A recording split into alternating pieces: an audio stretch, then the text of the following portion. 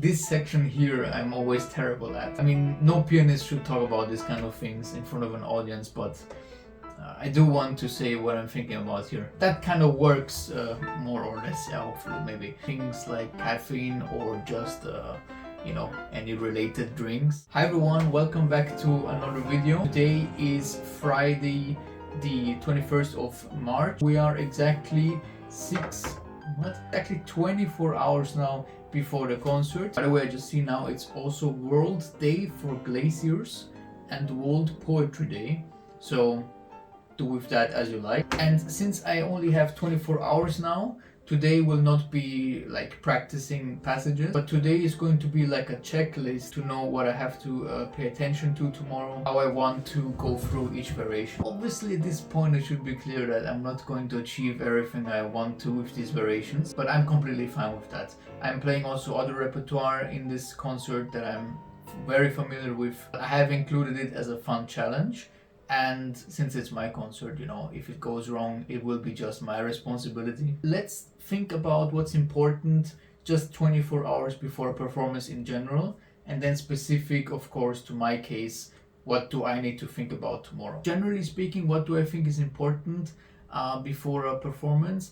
I think, first of all, like really generally speaking, to get a lot of rest. Performing is difficult. Performing takes a lot of energy. After the recital, you feel like, wow, I've done so much work. Of course, it also feels very rewarding. It is very tiring, so make sure you get enough rest. I also make sure I drink enough, but as I've also learned over time is that you don't want to drink too much water because then your hands get really sweaty and then it's more difficult to get control. Obviously, I would avoid things like caffeine or just any related drinks. It's better to have a clear mind. Okay, some people like to drink something in order to get comfortable. I cannot advise for that because it goes against your fine muscle control. To have an all-in-all good day, to go into it with a positive mindset.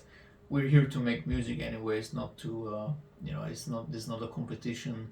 It's not an exam situation. Those are more scary, I think. At the end of the day, of course, to do what you love most. So important, I think, is variation in characters, right? If everything sounds the same, there is no music happening. Instead of playing the variations really fast, which is also nice, but I want to concentrate on the pulse and keep a stable rhythm. So tomorrow's piano will be a Bechstein D. And in terms of what I want to do as soon as I get there, I'm going to check a couple of things. First, I want to see how it handles dynamics. The next thing, of course, I check the acoustics of the room. I will check what the pedaling is like, if the acoustic is very dry or not. I will also ask someone to give me feedback by listening like from the middle seat somewhere of the audience to get a general feedback if it's too loud or too dry. For example, the octave glissandi is something that actually I have never had a problem on a piano, but I still nevertheless try it. I will also try some specific passages, of course, just to see if how the response is of that piano. Maybe I can make some small adjustments. Now let's go through it piece by piece or variation by variation. So about the theme, I think just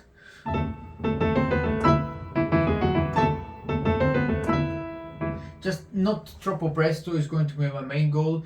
Stable rhythm, contrast between the first line and the second line in terms of dynamics. Not too fast, don't rush anything. I will think about that a lot when I perform. Don't rush, and just keep the rhythm, keep the pulse. In variation 1, I come to the conclusion that I do not want to play too loud or too heavy,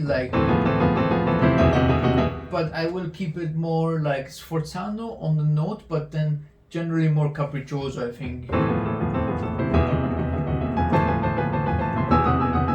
And also not too fast, because that would be a silly idea. This I will also play at the same speed as variation 1. I think some people might slow it down, like variation 1 faster, variation 2 a bit slower, but I think it's important that it's pretty much the same tempo, right? Between variation 1 and 2. So I would play variation 1 slower and then just variation 2 in the same tempo. So variation 4 is another thing I'm going to try on the piano, like on the rehearsal, like 10-15 minutes before. This section here I'm always terrible at. so I might slow down a little bit at, and the last note is also missing. So I will make sure that I can articulate this properly and probably play this as slightly slower from the end of variation 5, right, and then a brief moment, and then just so I can have that switch of technique, and also of touch, of course, because we're very legato in this variation, right, and then we are it's very light and leggero. So in order to make this switch, I will take a brief moment. 6, 7 and 8 is kind of the octave festival of the whole thing. Also variation 9 is in octaves, but version 8 for me is the dramatic high point, you know, to make really an emphasis. And also, you know, I might take an extra kind of, I don't know if it's rubato, but I think it's justified to take a little bit extra time to really pronounce those octaves. This passage here, I need to watch the, you know, the phrase, which opens and closes in the middle voice, but closes as a whole from this, right? But the middle voice still. So I need to watch out for that. Also, today is World Glacier Day. So last time I randomly said cucumber, and then everyone commented cucumber. Thank you, by the way. You are very committed to watching these videos. I think it's appropriate for glacier to make the word polar bear. So if you're still watching, polar bear in the comments. Also, we get some awareness to that.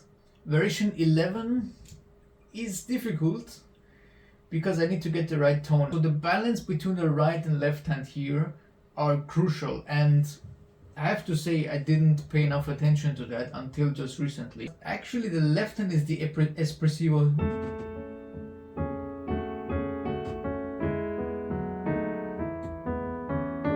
and so on. So really, I think my interpretation has some problems here. So first time maybe pianissimo, right hand piano espressivo, and on the repeat then I can get a reverse of that. And I think it's a smarter choice to ease into variation 13, meaning like maybe I don't play subito a tempo, but you know,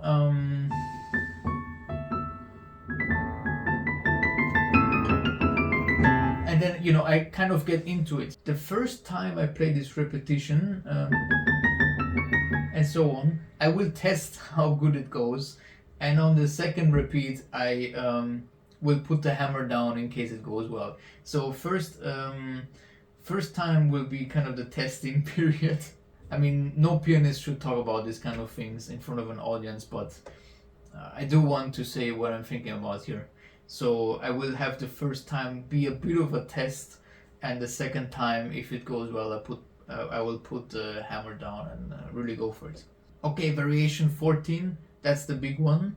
And my plan here is pulse and just keep the rhythm, even though I will play it slow. The speed can be sort of, in some way can be replaced, I think, by having good expression or by having clear articulation. Maybe you know what I'm talking about, right? Not always the fastest interpretations or fastest recordings are the most impressive. There's no denying that. Let's not kid ourselves here. I will do a lot of mistakes, but I will try to keep the pulse. Maybe I will play around this type of speed.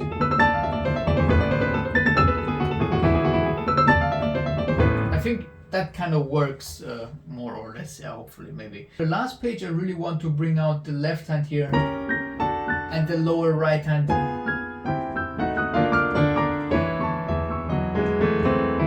So I will hopefully concentrate on that and try to phrase this left hand. Thanks for watching. Subscribe for more content like this. Also check out the live stream in the description.